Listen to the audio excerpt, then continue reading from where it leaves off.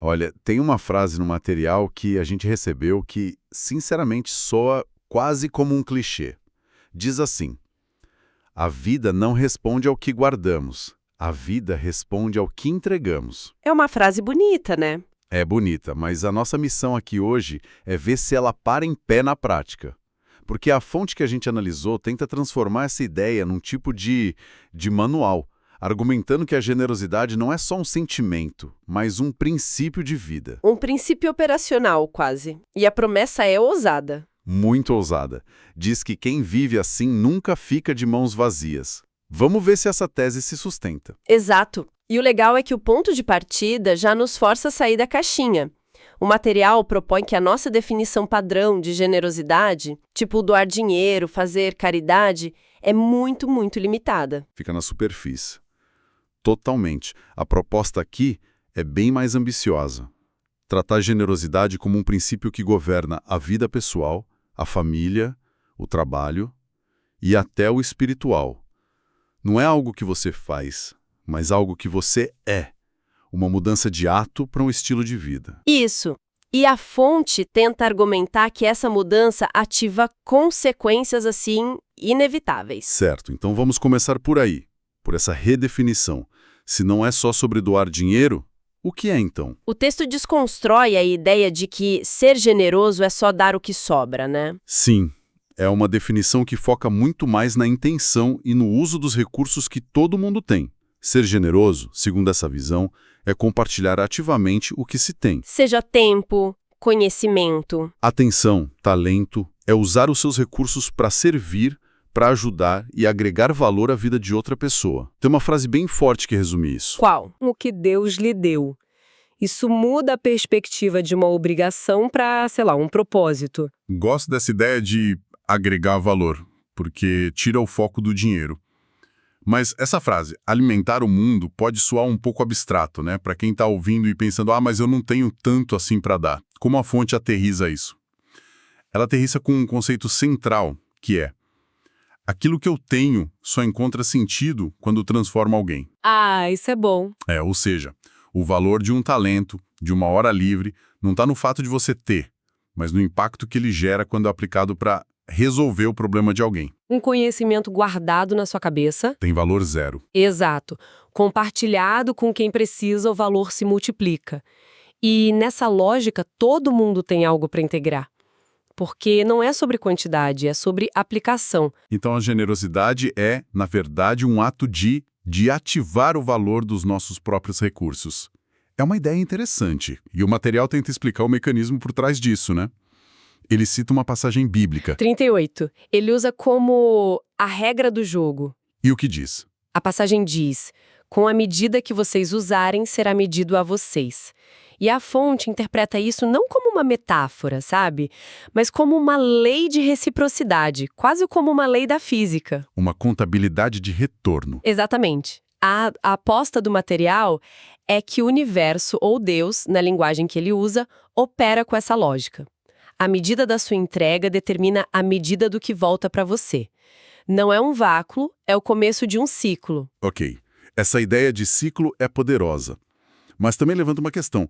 Se a generosidade é isso tudo, o material também é bem enfático sobre o que não é generosidade. E aqui o argumento fica, para mim, um pouco polêmico. Social. Exato.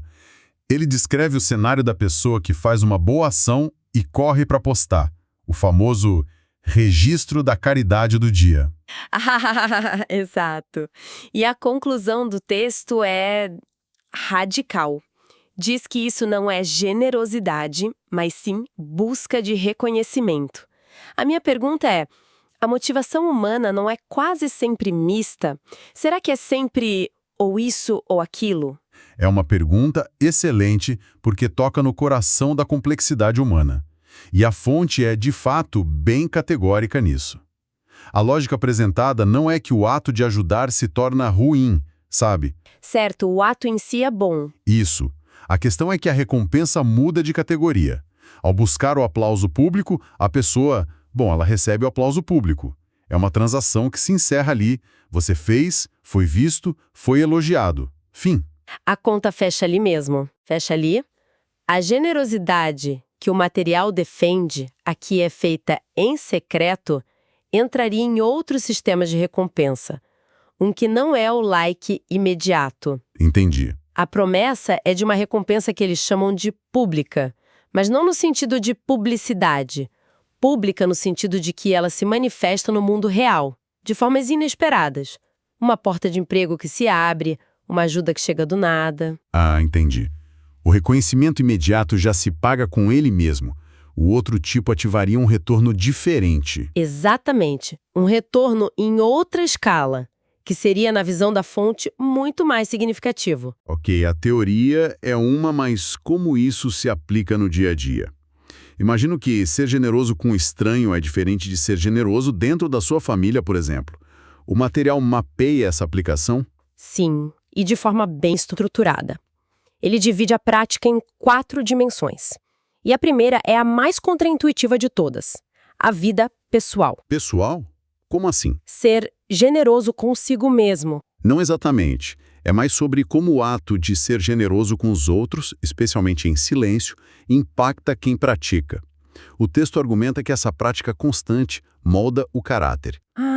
Combate o egoísmo, desenvolve humildade, maturidade. Parece um paradoxo, né? O primeiro beneficiado por um altruísta seria a própria pessoa. É como se fosse um investimento no caráter, um jeito interessante de ver. E esse caráter fortalecido seria a base para as outras áreas. O que nos leva à segunda dimensão. A família. Isso. Aqui as coisas raramente ficam no secreto, né?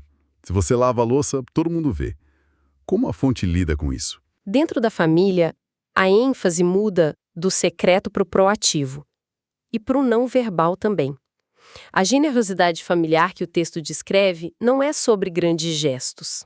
É sobre as pequenas coisas. É sobre a qualidade da atenção, é observar necessidades que não foram ditas, sabe? Oferecer presença genuína, servir sem manter um placar de eu fiz isso por você, agora você me deve. A generosidade da percepção. Perfeito.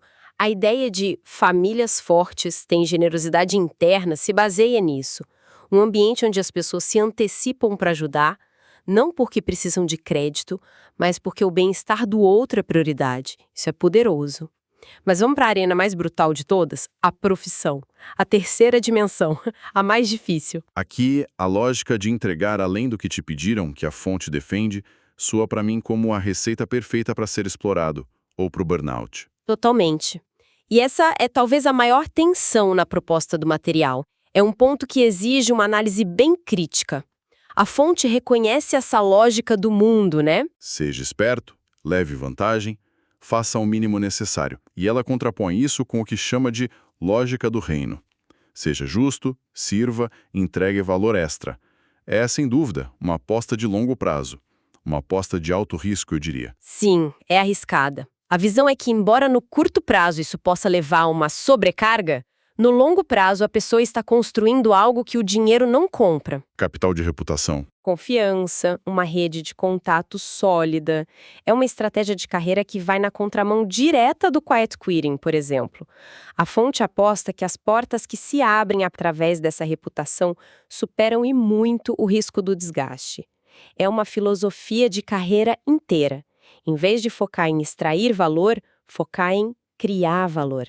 E confiar que o sistema vai te recompensar. E isso nos leva à última dimensão, que parece amarrar tudo. A espiritual. Exato. Depois de passar pelo pessoal, família e trabalho, a dimensão espiritual funciona como o porquê por trás de tudo. É a fonte de energia. O material cita passagens como: o Filho do Homem veio para servir, para estabelecer o serviço como um princípio divino. É aqui que entra a tal da lei da semeadura, Isso. que é apresentada como a mecânica fundamental que rege a realidade. Então, essa lei é mais do que só uma metáfora de você colhe o que planta. Na visão do texto, sim. É apresentada como a versão espiritual do princípio de causa e efeito. Um mecanismo real, assim. Ao praticar a generosidade, a pessoa não estaria só fazendo uma boa ação. Ela estaria. Se alinhando com a forma como o universo foi desenhado para funcionar. A colheita, portanto, não seria uma recompensa, tipo um prêmio, mas uma consequência natural. Inevitável desse alinhamento. A generosidade se torna um ato de fé nesse sistema. Exatamente. Ok, Juntando todas as peças, fica claro que a proposta é bem mais complexa. A conclusão é que generosidade não é uma qualidade que alguém tem ou não tem, como ser alto. É uma decisão, Um estilo de vida. precisamente. E as consequências listadas para quem adota esse estilo de vida são a manifestação prática de tudo isso. A afirmação é ousada.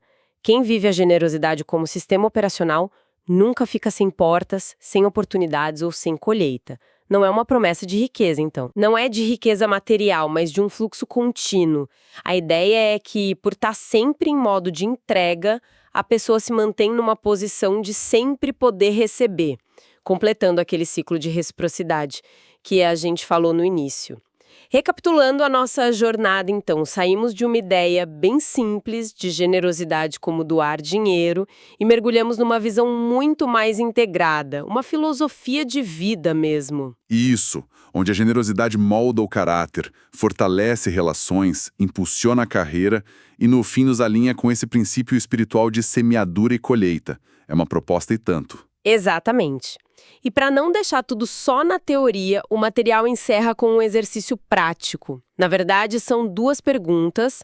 A ideia não é respondê-las agora, mas deixá-las ecoando. E quais são elas? A primeira pergunta nos conecta com aquela ideia da motivação pura.